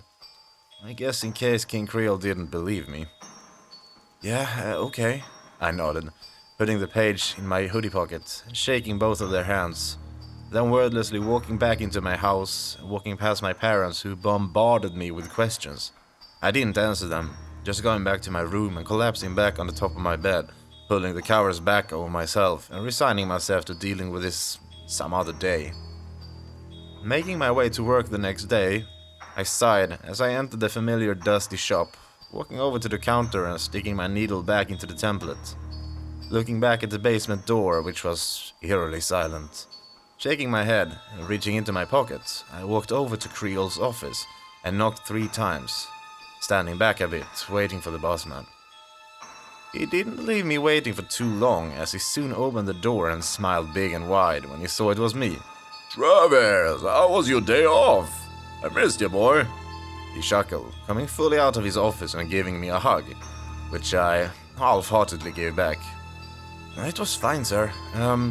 The police came and told me to give you this, I said, reaching into my pocket and handing him the handwritten note. He looked at it quizzically and took it from me, looking down with his button eyes, and that smile on his face grew wide enough to strain the stitches on his mouth. Oh, marvelous. I was beginning to think that they had forgotten about little old me. He chuckled, sticking the note into his suit and smiling at me. I do apologize again for you being roughed up so badly as you were, Travis, he said, putting a hand around me and leading me back to my counter. It's fine, sir. It didn't hurt that badly, I said, rubbing the bruise on my forehead a bit. It only stung if I touched it, really. Luckily for me, my hair is long enough that I can hide it behind my bangs. I used to never get a haircut sometimes. Good, good. I do enjoy your company in the shop. Even your little friend was missing you. He chuckled, tapping the template doll on its head. I looked at it, and for once, it wasn't giving me a stink eye. Well, I'm not such an ass to it after all. Keep up all the good work, son, Creole said, giving me a firm pat on the back and leaving me to run the front end once again. Doing my usual ringing up the odd customer, I was soon enough met with something that did make my day a little better. Olivia usually came back to the shop every Saturday with her new mother, so it was always a little ray of sunshine to see her so happy. My doll broke, she said with a sad little pout, holding up the doll, what used to be her mum, and showing that the arm had indeed came off. Can Mr. King Creole fix it? She asked sadly, like this was the absolute end of the world. I looked up at her new mother, who looked at me with this blank gaze. Well, I thought then that it was blank. Now I think it was one of worry and pity. I didn't even have to go get Creole when he threw open the door to his office and came over to Olivia, who ran to him and gave him a hug like he was her long-lost father. He smiled and giggled with her as he took her doll and her hand, leading him to the office. Are you aware of what awaits you? Olivia's new mother asked out of the blue, her soft British accent in a low and whispering tone. I looked at her with a confused look. What do you mean? I asked her, sitting up in my rocking chair and looking at the voodoo template, taking it off the counter and placing it on the floor. Looking back at her for more information. She looked to the wall of old voodoo dolls behind her and leaned in close to me. He's using you. You need to get out of here before it's too late, she said in a soft, begging tone, grabbing me by the hoodie strings and pulling me close. Get away, she begged, quickly letting go of me and doing a full 180 of emotions. A big, happy smile on her face as Olivia came back with her doll all fixed up. Be more careful with her, darling. She's fragile, he instructed, giving Olivia a pat on the head and handing her back off to a new mother. Olivia nodded up to the voodoo man and took her mother's hand as she was led out of the store. Her mother looked back at me with a sad look on her face. After they were gone, I turned to King Creole and mustered all the non-existent strength I had. Sir, why did you hire me? I asked him, quickly placing the template back on the counter and putting my hands on the dusty surface. The question seemingly caught him off guard as he looked at me like I'd spoken to him in an alien language. He stared at me with those button eyes for a good long time, long enough for me to grow uncomfortable. The same look he gave me when I asked him about the basement. I just needed an extra hand, was all he said. Okay. I nodded quickly, sinking away from his piercing gaze. It felt like every button eye was looking at me in the shop. It was a lifesaver when the front door opened and a customer walked in. Creole instantly turned into his usual happy self and happily granted the person's wish of curing their cancer. Shame about the heart attack they had right afterward. As Creole took a hold of the dead body, he dragged it towards the basement and opened the door behind him, grunting as he tried to get a better grip on the cadaver. I was about to offer help to him when a white arm jutted from the darkness of the open basement and wrapped around his neck. Ah, you sneaky fucking whore! He shouted, slipping on the first step of the basement and tumbling backwards into the darkness. I watched the whole thing in abject horror. The arm that had grabbed my boss was one of porcelain. I could tell this because all of the shards of it that had fallen off when the two of them went tumbling down. Standing up quickly, I looked down into the basement, an entire pile of porcelain shards waiting for me at the entrance of the door. Sir! I shouted down into the dark depth. Do you need any help? This was Paycheck on the line, man. This was serious. I didn't hear anything from him, and I looked down into the dark depth. Swallowing the bile building up in my throat, I pulled my phone out and turned on the flashlight and clenched my fist as I took my first step into the basement. It took me a whole 30 seconds to take my second step, just out of fear for whatever was going to come towards me in the darkness. Sir? I shouted into the darkness again, taking a few more liberal steps before I froze again. I shone my flashlight deeply into the darkness and heard a fast scurry heading toward me. Oh, fuck this! I shouted quickly, turning and booking it upstairs. I managed to get up there and put my hand on the door, flashlight still shining down in the dark. What met me was a woman, body made completely out of porcelain, crawling up the stairs at max speeds towards me. She wore a dirty and tattered white dress, and she was missing one of her eyes. I didn't let her get far as I quickly slammed the door in her face and pushed my full weight up against the door. Let me out! She screamed, smashing her hands against the door, cracking porcelain heard as she smashed and beat against the door. Before he wakes up, please! She screamed, confirming to me that she had subdued my boss. I closed my eyes and kept my full weight against the door as she kept on banging. I can't! I have no choice! I screamed back, just keeping my eyes closed as she banged and pounded with futility.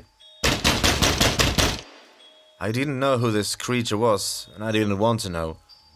What was going to stop me from ending up just like her? So I just kept against the door until she suddenly fell silent. I wasn't about to take my chances, and just stayed against the door until a familiar voice came from behind the door. Open the door, Travis, came the haggard and tired voice of my boss. I cautiously looked at the door and backed away from it. The knob turning and the figure of my boss coming out and slamming the door shut, locking it with a key and pounding his fist onto the door. "You okay, sir?" I asked him, backing up to give him some space. He looked back at me, the stitches to his mouth torn open as he covered it with his hand. Nodding to me, he pointed to something behind me. Looking, I saw the template was holding a spool of thread and a needle. Nodding to him, I walked over and gave it to him. He lifted his hand up and quickly started to sew up his mouth. A thick black liquid was dropping from his mouth as he sewed himself back up with expert precision, finishing up in under 30 seconds flat. I am fine, son. She just got a drop on me. He growled, tossing the spool back at me and working his lower jaw. He then turned his attention back to me and grabbed me by the throat, shoving me into the wall and giving me a firm squeeze of my throat. I told you never to fucking go down there, he snarled at me. I was worried about you. I choked out, trying to pull him off of me, gagging and looking pleadantly at him. He gritted his teeth and dropped me, causing me to gag and choke for air as he walked away from me. I looked up as he walked away, silently going into his office and slamming the door shut. Pulling myself up in my rocking chair, I breathed hard, just trying to get my bearing. It took a good hour for me to finally pull my phone out and shakily look at it. What could I possibly do? The police obviously wouldn't help me if they came to me to apologize for them coming here. I had no one to answer anything for me, except I looked back at the basement door and walked over to it, stepping over the still dead customer. "I'm sorry, I'm afraid of him. Do you know anything about him? Is there some way to stop him?" I asked into the keyhole, waiting to see if the porcelain woman was still there. I waited there, about to give up, when a soft voice came back to me. Charles. She whispered softly. Charles Sumner. Was all she whispered, going silent and not responding again. I nodded a silent thanks to her and went to my counter, pulling my phone and starting my research. Well, it turned out that the only thing I knew about Charles Sumner was that guy who got beat with a cane in the Senate before the Civil War, so I don't think the internet is going to help me there. I worked the rest of my shift and left without a word to King Creole, but instead of heading straight home, I went somewhere I hadn't been in years. The library. A wealth of knowledge. And the only place I could think that would have anything on my boss. Getting to the reference section, I poured into everything and anything I could find, looking at the newspaper section, the headlines, death, famous people from my town, anything about Charles Sumner. And then, about an hour before they were about to close, I got a hit. Charles Sumner, 1900 to 1925. He was a pretty famous pianist back in the day and was even part of a band called the Sumner Orchestra. Other than that, I didn't get too much about him, but it did lead me down a rabbit hole when I saw the only picture of him in the reference book. It was clearly my boss, King Creole in the flesh. No button eyes, no stitches, nothing. He was no doubt human in this picture. That was surprising. What surprised me most was the woman standing next to him in the picture, because that was the porcelain woman. She was famous enough to have a caption along with our boy Charles. Mary Simmons, a well-loved singer in the band, and, according to the book, Charles's fiancée. I dropped the book when I saw it and stared in disbelief. She was his fiancée. What could she possibly have done to deserve what she was getting? I needed to know more. Then all of the lights in the library came out. I looked up quickly and nearly pissed myself, grabbing my phone and turning the flashlight on. I clung to it tightly as I looked around quickly.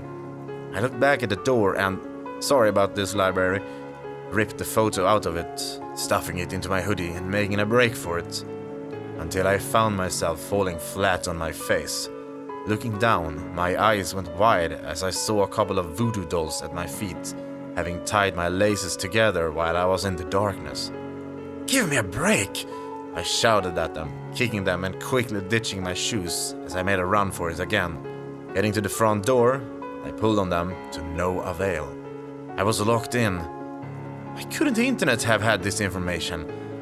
Now I was going to die in my least favorite place in this stupid town, and that was saying something. Looking around, I had to find a way to escape. I soon made it to the nearest door and reached out to open it, only for my arm to go completely limp. I raised a brow at this before I lost control of my entire body, once again hitting the floor with a grunt, looking around in terror as I couldn't move. A million questions I asked were soon answered when a familiar voice came up behind me. You should have left well enough alone, Travis. Creole berated me from the darkness, the lights coming back on, and revealing him standing right next to me, holding a voodoo doll that looked exactly like me. He held it in a firm grip, a needle held right up to the doll's neck. I swallowed hard and looked up at him. "I just wanted to know more about you," I shouted at him, the fear in my voice obvious. But he held up a hand to his mouth and hushed me as he knelt down with the doll in his hand. Use your inside voice, Travis. We're in a library. He chuckled, grabbing me by my hair and pulling me up by it. You want to learn more about me, huh? Want to know what that whore did to me? He asked, his teeth growing sharp as he talked, reaching into my pocket and pulling out the page I'd ripped from the book. He looked down at it with disgust at first, but also with a sense of sadness. "Please don't kill me," I whimpered, shivering and trying to gain any kind of control back over my body. He looked at me and then at the paper, tossing it back at me, giggling like a little child. I'm not going to kill you, son. I need you for things, he said, grabbing me by the hair and pulling my head up to meet his button eyes. But after this little stunt you pulled, it looks like I'll have to put things in motion. He sighed, pulling me up to my feet and tossing the doll of me up and down. What do you mean? I asked him, again getting shushed by him. He patted my head and whispered something into the doll's ear. I suddenly got super drowsy and struggled to keep myself standing, looking at Creole, and finally passed out. I woke up this morning and gasped, looking around quickly to see where the hell I was. I was in my room. Had I dreamt all of that? The picture of Charles and Mary, however, were still in my hoodie pocket, and that quickly dispelled any idea of a nightmare. I got up and went to the bathroom next to my room and screamed, because looking at my reflection in the mirror were two big black buttons where my eyes should have been. Look, I don't know what he's doing to me, and I don't know how to stop it. I'm scared, guys. I'm gonna have to find a way to stop him before I end up like all the customers I've shit about. If I don't upload, assume I've failed. My skin is getting really pale as I finish this up, so don't get a move on. Wish me luck.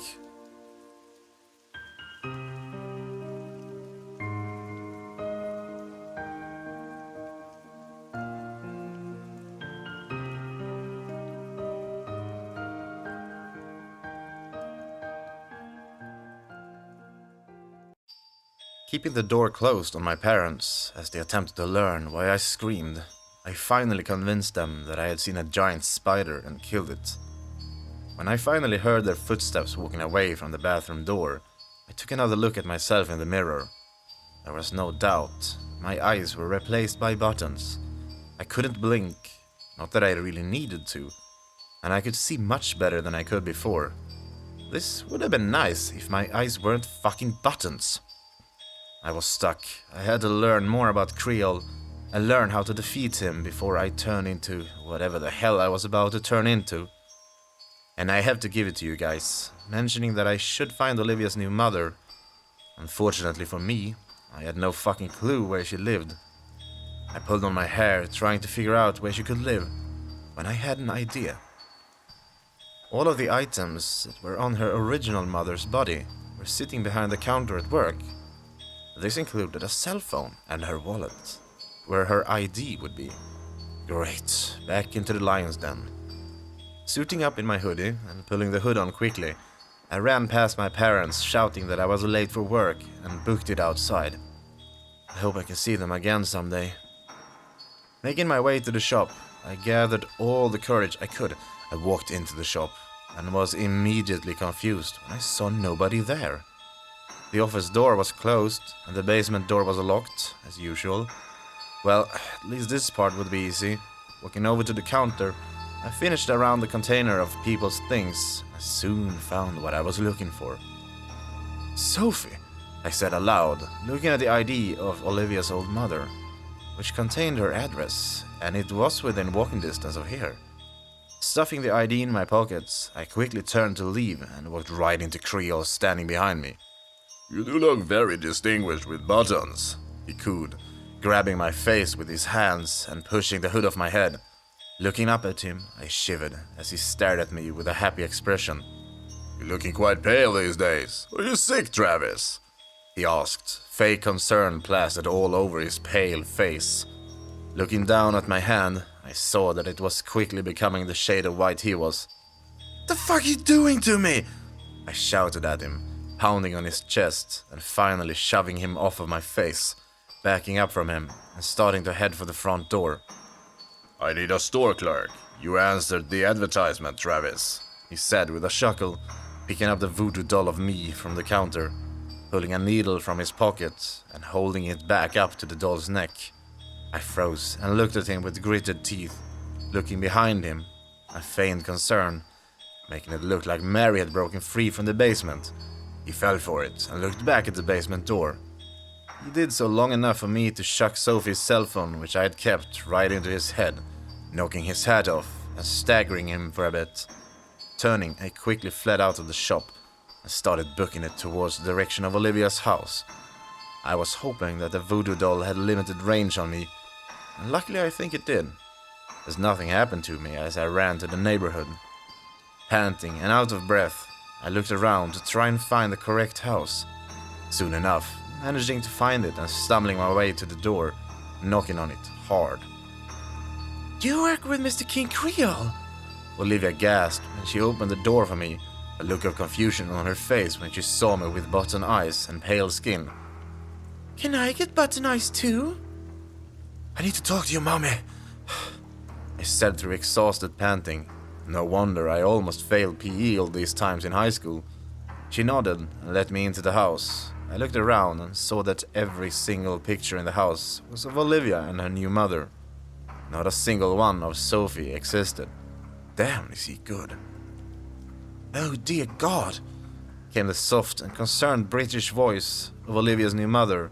I looked up at her and stumbled to her, grabbing her by the collar of her poofy black dress and shaking her, the desperation clear on my face. "Help me! How do I stop this?" I screamed, begging the woman to help me in any way she could. I did not want to end up like Sophie or all these other people that Creole had killed. "I know this is his real name, and I know who's trapped in the basement. Please tell me how to save myself," I shouted again. I do not know. If I speak ill of him, he may..." She looked over to Olivia, who was playing in the living room, oblivious to us and in her own little world. She turned back to me and bit her lips. "Go to this address," she said quickly, pulling out a notepad and scribbling on it. "Please tell me it isn't far," I begged. Having to run here had really wiped me out. It is, I'm afraid, but it's the only place that may help you," she said, tearing off the sheet of paper and handing it to me. I looked down at it and raised my brow. "Isn't this right near the shop? Won't you know?" I asked her, wondering if she was really sending me on a suicide mission. But she shook her head and kept her hands together around the notepad. "He doesn't go there anymore. You should be safe," she said, and her face twisting into fear as she covered her mouth with her hands. The notepad fell to the floor as she backed away from me.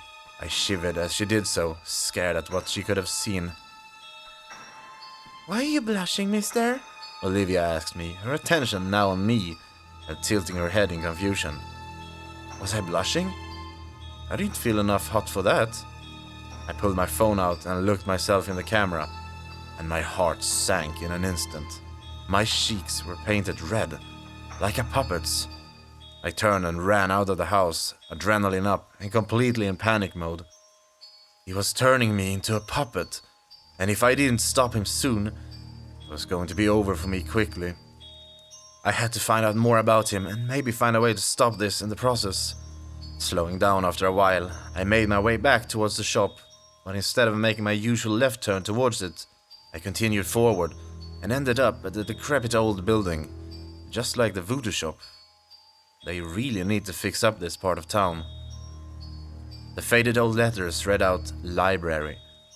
Only I had never seen nor heard of this library. Although, considering how it looked, I could kinda see why. Sighing and walking in with my head held high, I walked up to the doors and found them completely sealed behind wooden boards. Luckily enough for me though, there was a broken window right nearby, so I entered the building and began my search. I headed for the reference section, where I found much more information detailing things about Charles Sumner, and let's just say it's a tale, alright? Charles Sumner was born into a poor family, his dad dying of cholera and his mother having to raise him on her own. Luckily for the two of them, Charles's mother was a voodoo witch doctor, and a very loved one by the community. Charles, meanwhile, became a piano prodigy at the age of 7. He would go on to make a career out of it, and soon enough, by the time he was aged 18, he was in his own band. Now he wasn't a millionaire or anything, but it seemed like he was well off, and that's where Mary Simmons was the vocalist for Charles and his fiancée. While nice, this information didn't help me at all, and I was about to give up completely and just burn down the whole shop, when I suddenly turned to the last page the reference book I was reading had on Charles, when in big black letters, a headline was shown from the newspaper. Charles Sumner missing. Intrigued, I read as best I could in the old decaying page of the book. Charles had gone out with his bandmates and had never returned home. I looked around and tried to find any other information on Charles, Mary, or anybody, and then I found it. Mary Simmons and 6 others go missing. I read aloud when I found an ancient newspaper article about it. I looked up when I heard footsteps outside, but it was just some crackheads mumbling to each other. I went back to the paper and read it as best I could. Mary had gone missing about 4 months after Charles did. I stroked my chin at that and looked back at the other books I had thrown around everywhere. His mother? I mumbled to myself, going on a hunch, trying to find a book or something on her if she was so beloved by the community. And I did. Although she retreated from public life after the disappearance of Charles, I did manage to find one interview she gave before then. She blamed Mary for the missing Charles, more importantly the missing $10,000 he had won in a contest the night he went out. Gotcha, I said aloud, closing that book and trying to use my mind to piece some things together. Having a good read, son? Creole asked me, sending me flinching into the bookshelf and staring at him as he sat up above me on the bookshelf across from me. Really good one, Charles. I shot back at him. The smile on his face disappeared when I called him that.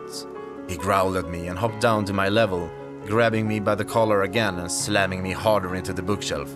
Don't call me that, he snarled, lifting up his fist to beat me, only for me to headbutt him and grab a book from the floor, striking my boss in the face with it and pushing him over. He tripped and fell to the floor, but stared back at me with anger in those buttons of his. What did Mary do? Why did you keep her trapped in the basement? I demanded to know, lifting the book over my head to hit him again. He looked at me with sharpened teeth and got up to his feet, fixing his tie and looking at me like I was a worm that he had just stepped on. Grabbing me by the collar again, he stared into my button eyes with his own. That whore deserves everything I gave to her, he snarled, his teeth again growing sharp.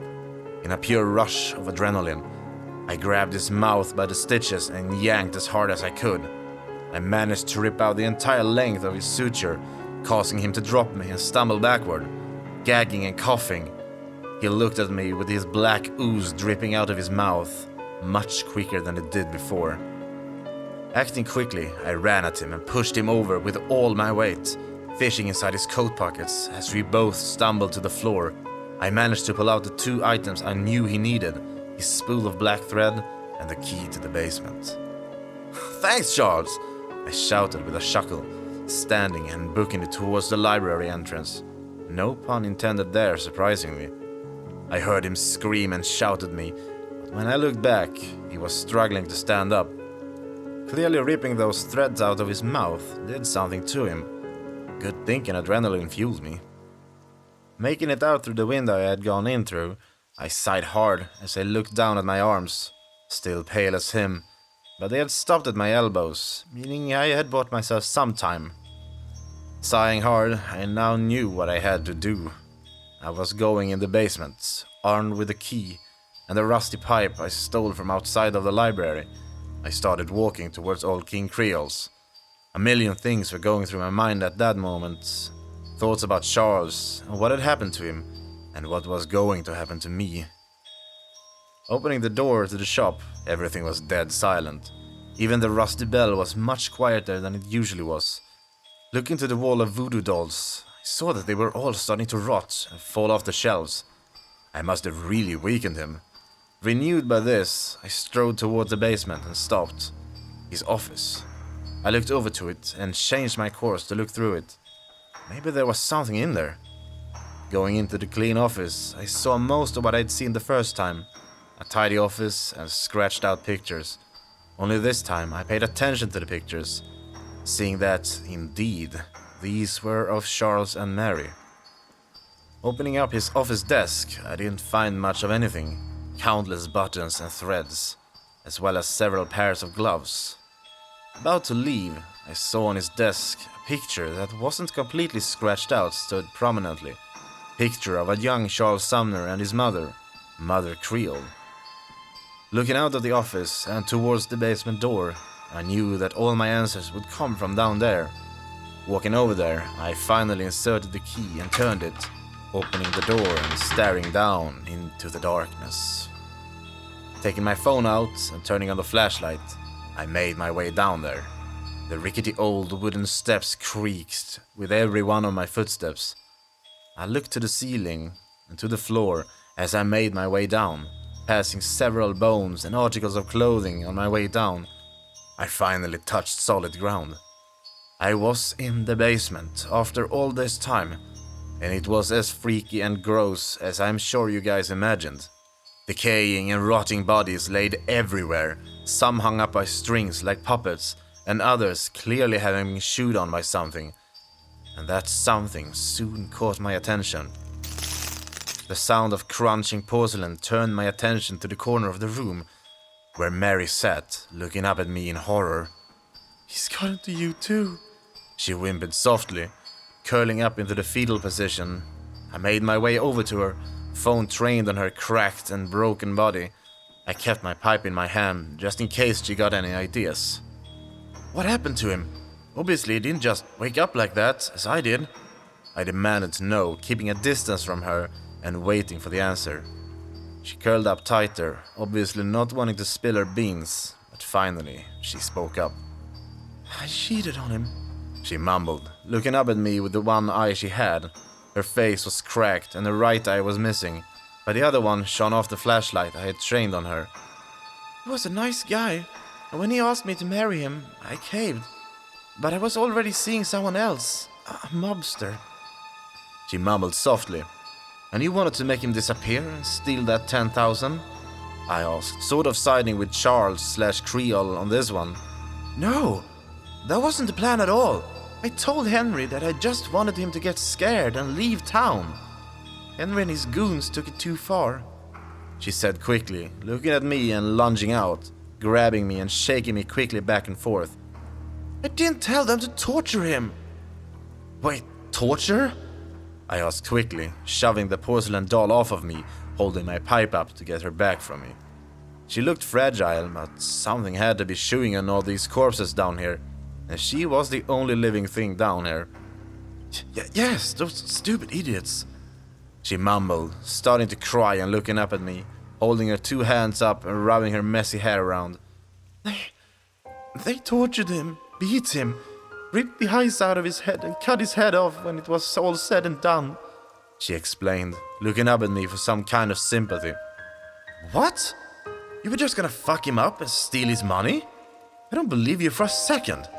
He's done horrible things to people, but if you caused that to happen to him, you know better, I said with a huff. It didn't make sense, the way she put it at least. But, she began, obviously trying to fix her lie, but she gave up and sighed, rubbing her cracked face and nodding behind her hands, looking back up at me with an exhausted face. Fine. I wanted to get rid of him, but I wasn't strong enough to just come out and say I didn't love him anymore. He spent every single moment of his time playing gigs, which I had to sing in, and I hated it. I hated all of that. So, when Henry came and swept me off my feet, I decided to be selfish for once in my life. She shouted back at me, stumbling to her feet and staring at me with daggers in her single eye. Guess you didn't expect him to come back as a vengeful voodoo ghost, I snickered, backing up from her and heading back towards the stairs. She followed me, the anger still obvious on her face. If Henry hadn't done such a shit job hiding his body, his mother wouldn't have discovered it and turned him into that freak, she mumbled, turning and looking around the walls she must have looked at for almost 100 years now. Now I'm nothing but his punching bag, she sighed, looking back at me with a hopeless expression. He fixes me, then breaks me over and over. She despaired. I'm sorry, Mary, I really am. But at the same time, you aren't some innocent victim, I responded, looking down at my phone when it vibrated. An unknown number, although I knew exactly who it was. No, I said softly. Sorry, Travis, my boy. Your luck's run out. A familiar voice said to me, before something struck me on the head and I lost all control of my body, flopping to the floor and passing out. His nice dress shoes coming into view just as I lost conscience. Wakey, wakey, son, Cole hummed, smacking me hard in the face with a glove, snapping me awake and looking around, instantly trying to move, but finding myself stuck and trapped. I looked around and saw I was still in the basement, only I was tied to a table. You gonna cut me in half? I asked, groaning at the stinging pain in my head, looking at him and realizing that he had lost an eye, then seeing he had just used the thread from that eye to sew his mouth back up. Unfortunately not. I do need you to be somewhat intact, he sighed, walking over to me and tapping on my nose, smiling as he pulled away. No, Travis, my boy. I do in fact need you alive. Well, sort of. He chuckled, slamming a heavy bag onto the table, on top of my leg, causing me to cry out in pain. Charles, please. He doesn't deserve this. Mary's soft voice spoke up, causing Creole to stop his searching in the bag and looking off into the direction I couldn't focus on. He grabbed the pipe I had equipped and walked out of my field of view, although the sound of breaking porcelain was more than enough for me to understand what he was doing to her. Sorry about that, he returned with a chuckle, dropping the pipe on the floor and searching through the bag once again, smiling nice and wide when he finally found the item he was searching for, pulling out an ancient drill, the kind you need to crank to be able to use. What are you going to do to me?